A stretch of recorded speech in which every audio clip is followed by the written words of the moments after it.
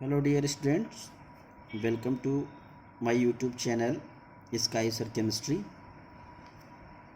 Today we are going to discuss about hybridization and we are going to find out hybridization of some inorganic molecules. बच्चों आज हम लोग hybridisation निकालने के तरीके को जानेंगे और ये एक ऐसा तरीका है जिससे हम हाइब्रिडाइजेशन निकालेंगे किसी भी इनऑर्गेनिक मॉलिक्यूल का और फिर उसके ज्योमेट्री और उसके शेप के बारे में बताएंगे कि कैसे हम उसके ज्योमेट्री को और शेप को डिटरमाइन कर सकते हैं। तो सबसे पहले हमारे पास एक फार्मूला है, वो फार्मूला आप याद कर लीजिए।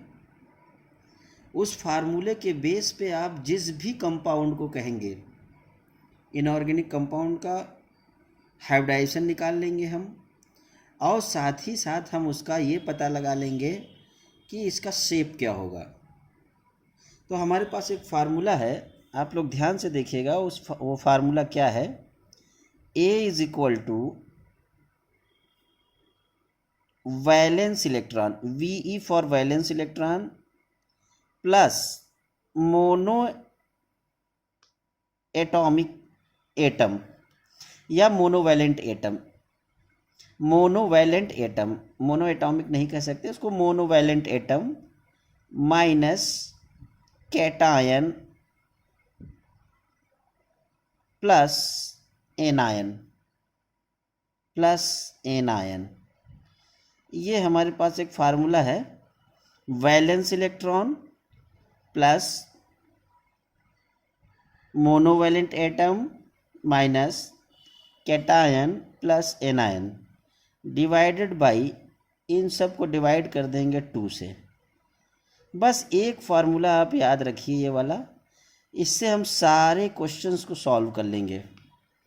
और दूसरा चीज़ आपको एक और याद होना चाहिए कि वैलेंस इलेक्ट्रॉन कैसे पता करते हैं किसी भी एलिमेंट का। वैलेंस इलेक्ट्रॉन के बारे में आपको जानकारी होनी चाहिए। अगर आप वैलेंस इलेक्ट्रॉन पता कर लेंगे तो आप आसानी से ये बता पाएंगे कि मॉलिक्यूल का शेप क्या होगा या ज्योमेट्री क्या होगी। तो हमको ये याद करना पड़ेगा, ये समझना पड़ेगा कि अगर यहाँ पे A की वैल्यू 2 आती है तो हमारा हाइब्रिडाइजेशन जो होगा वो होगा sp हाइब्रिडाइजेशन। कौन सा हाइब्रिडाइजेशन होगा? sp हाइब्रिडाइजेशन होगा। यदि A इज इक्वल टू 3 आता है तो हाइब्रिडाइजेशन हमारा होगा sp2। हाइब्रिडाइजेशन होगा sp2। A की वैल्यू अगर आती है 4, हाइब्रिडाइजेशन होगा sp3। A की वैल्यू अगर आती है 5, हाइब्रिडाइजेशन होगा sp3d। A की वैल्यू अगर आती है 6, हाइब्रिडाइजेशन होगा sp3d2। यहीं तक के हाइब्रिडाइजेशन आपसे जनरली पूछे जाते, इन जनरल। और इसका जो शेप होगा, शेप पहले ज्योमेट्री की चर्चा करेंगे, इसकी ज्योमेट्री के बारे में बताएंगे। इसकी जो ज्योमेट्री आती है sp की, वो आती है लीनियर। sp2 का आता है ट्रायगोनल प्लेनर।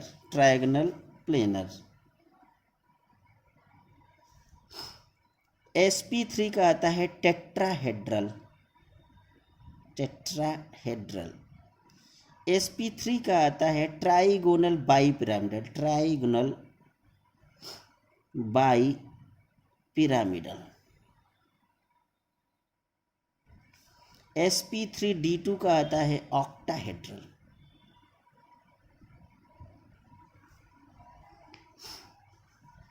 लीनियर को जो दिखाने का तरीका होता है हमारे पास, लीनियर का वो होता है सिंपल लीनियर। ये सपोज ए एटम है, ये बी एटम है, लीनियर हो गया। बॉन्ड एंगल 180 होता है इसका, लीनियर का, लीनियर। ट्रायगोनल प्लेनर को दिखाने का तरीका, चाहे आप इस तरह से दिखा दीजिए, ट्रायगोनल प्लेनर, यहाँ सेंट्रल एटम होगा और आसपास एटम लगे होंगे और भी।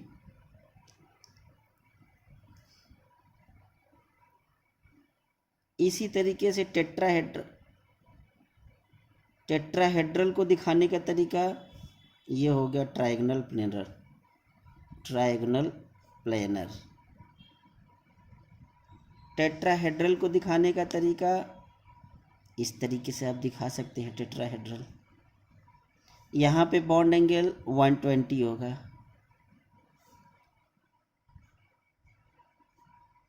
टेट्राहेड्रल में बॉन्ड एंगल 109 डिग्री 28 मिनट होता है, जैसा कि आप जानते हैं। इसी तरीके से ट्रायगोनल बाईपिरामिडल, ट्रायगोनल बाईपिरामिडल का ज्योमेट्री कैसे होगा, ये इस तरीके का होता है।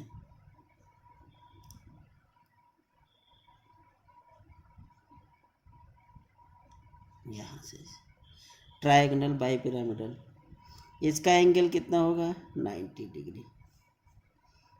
इसी तरीके से ऑक्टाहेड्रल होता है, ऑक्टाहेड्रल, ऑक्टाहेड्रल इस तरीके का होता है।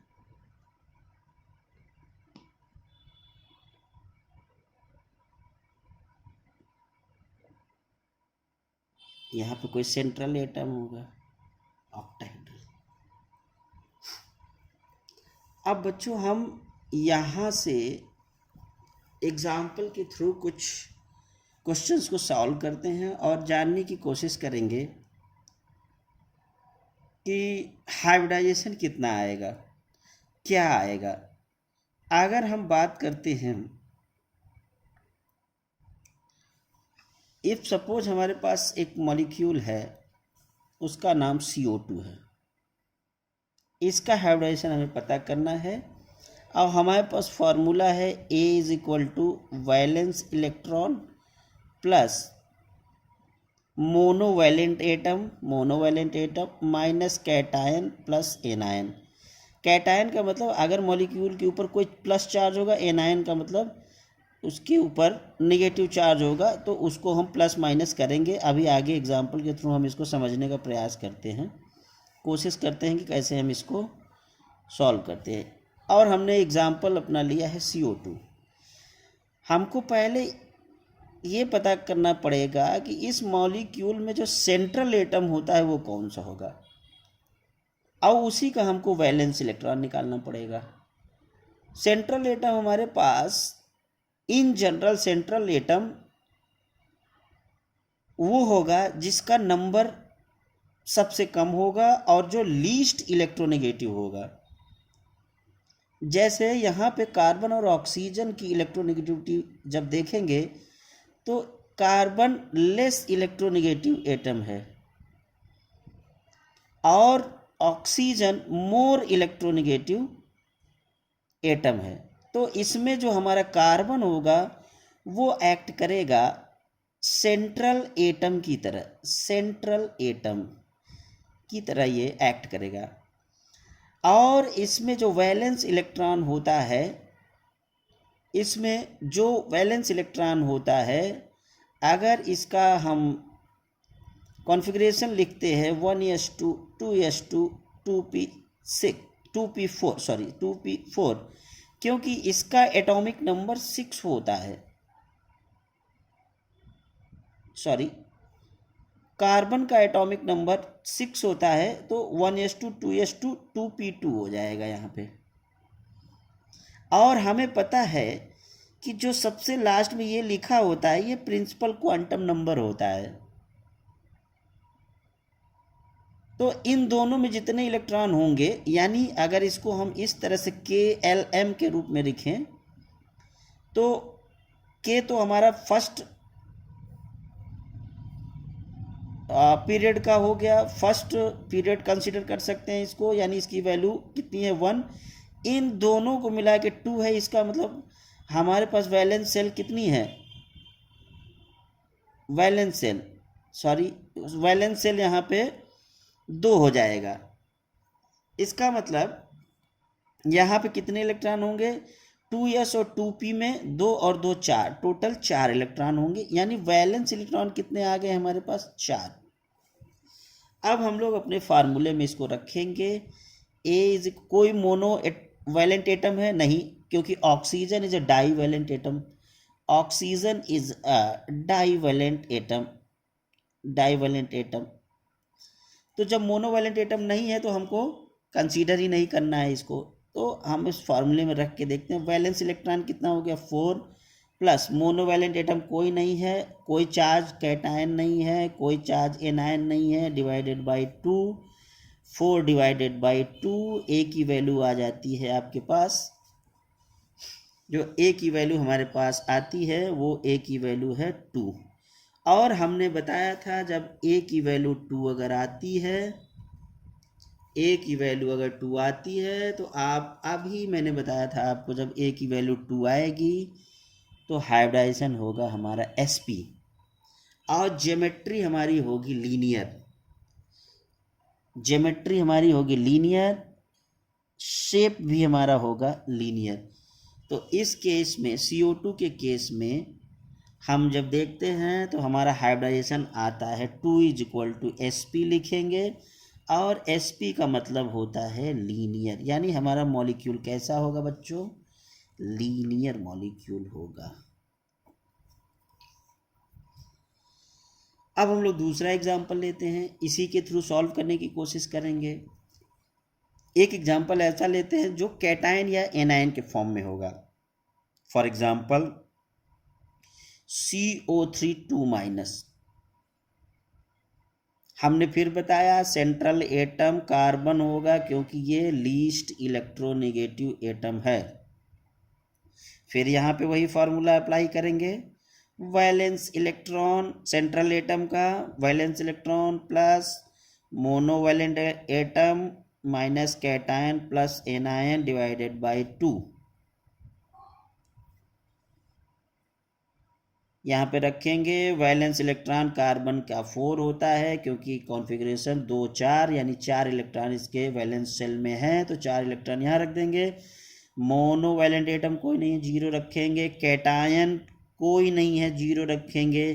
एनायन यहाँ पे है बच्चों, देखो यहाँ पे एनायन कितना है, 2 माइनस का चार्ज, तो यहाँ +2 करेंगे डिवाइडेड बाई 2, बराबर ये कितना आ जाएगा, इज इक्वल टू कितना आ जाएगा, ये बराबर होके कितना आएगा बताइए, 4 + 2 6, 6/2 इज इक्वल टू 3। हमने आपसे बताया था जब ए की वैल्यू 3 होगी, ए की वैल्यू 3 होगी, हाइब्रिडाइजेशन sp2 आएगा, हाइब्रिडाइजेशन sp2 आएगा। sp2 हाइब्रिडाइजेशन यहाँ पे लिखेंगे, ए की वैल्यू sp2, और sp2 कैसा होता है, ट्रायगोनल प्लेनर, ट्रायगोनल प्लेनर होता है, ट्रायगोनल प्लेनर होगा इसका। एक और एग्जांपल ले लेते हैं, एक और एग्जांपल हम लोग लेंगे, और वो एग्जांपल होगा एनायन का ले चुके हैं, अब कैटायन का लेते हैं। सपोज हमारे पास NH4+ है, NH4+, ये कैटायन है। फिर से वही A is equal to valence electron central atom का monovalent atom minus cation plus anion divided by 2। अब यहाँ के केस में थोड़ा सा आप देखेंगे, हमने बताया था दो मैंने बताया था आपको 2 क्राइटेरिया है सेंट्रल एटम पता करने का। पहला तो देखेंगे लीस्ट इलेक्ट्रोनेगेटिव एटम, अगर उससे बात नहीं बन पा रही है तो देखेंगे कि जो भी एटम नंबर में कम होगा, इट मीन्स दैट यहाँ देखिए नाइट्रोजन 4 है जबकि नाइट्रोजन 1 है जबकि हाइड्रोजन 4 है, तो नाइट्रोजन 1 है, हाइड्रोजन 4 है, तो कम कौन होगा, लेस नंबर ऑफ एटम। ये क्राइटेरिया है किसके लिए, criteria for finding central atom. अब यहाँ पे पता करेंगे वैलेंस इलेक्ट्रॉन नाइट्रोजन का कितना होगा भाई बताइए। नाइट्रोजन का 7 होता है एटॉमिक नंबर, तो 2 5, यानी वैलेंस इलेक्ट्रॉन कितने होंगे 5। मोनोवैलेंट एटम है, हाँ है, आपकी बार मोनोवैलेंट एटम है। Hydrogen is a monovalent atom. Hydrogen is a monovalent atom. कितने मोनोवैलेंट एटम है 4। माइनस कैटायन है, हाँ 1 है, तो -1। एनायन कोई है नहीं है, 0 डिवाइडेड बाई 2। अब ये बराबर इक्वल आता है 4 -1 हो जाएगा, कितना हो जाएगा 5 + 3/2। 4 - 1 3 और 5, ये 8/2 हो जाएगा। ये आएगा कितना ये 4। और हमने आपको बताया था if A is equal to 4 then hybridization will be sp3। sp3 hybridization, it means that it is a tetrahedral in shape और ज्योमेट्री। मैं यहाँ एक चीज़ और आपको बता देना चाहता हूँ कि शेप और ज्योमेट्री में डिफरेंस होता है। शेप और ज्योमेट्री में डिफरेंस होता है, इस डिफरेंस की चर्चा हम लोग कल करेंगे। We will discuss it later about shape and geometry of the molecule. तो यहाँ से हम इजीली फाइंड आउट कर सकते हैं। आपको बस एक सिंपल फार्मूला याद रखना है, उस फार्मूले का नाम है A is equal to valence electron किसका, सेंट्रल एटम का। और सेंट्रल एटम कैसे पता लगाएंगे। सेंट्रल एटम या तो सबसे लीस्ट इलेक्ट्रोनेगेटिव एटम होगा या लेस नंबर ऑफ एटम जिसकी नंबर का सबसे कम होगा, plus monovalent atom minus cation plus anion divided by 2। अब आप कहेंगे तो मैं यहाँ पे मोनोवैलेंट एटम कौन कौन से हैं। मोनोवैलेंट एटम हाइड्रोजन हो गया और हैलोजन ग्रुप हो गया, पूरा ये सब कैसे हैं मोनोवैलेंट हो गया। और आपका कौन सा हो गया फर्स्ट ग्रुप के जितने भी एलिमेंट हैं ये क्या हैं monovalent. Hydrogen, lithium, potassium, sodium, rubidium, caesium, ये सब मोनोवैलेंट एटम हैं। बाईवैलेंट एटम भी बता देता हूँ आपको। वैलेंट एटम कौन सा होता है, वो होता है ऑक्सीजन। यहाँ पे आपको बाईवैलेंट की ज़रूरत नहीं पड़ेगी, आपको मोनोवैलेंट एटम के बारे में ही मालूम होना चाहिए बस। अब आपके लिए एक क्वेश्चन है, आप ये क्वेश्चन करिएगा और इसका हाइब्रिडाइजेशन बताइए। जो फॉर्मूला मैंने बताया है वो है H3O+। इसका हाइब्रिडाइजेशन निकालना है। Find out hybridisation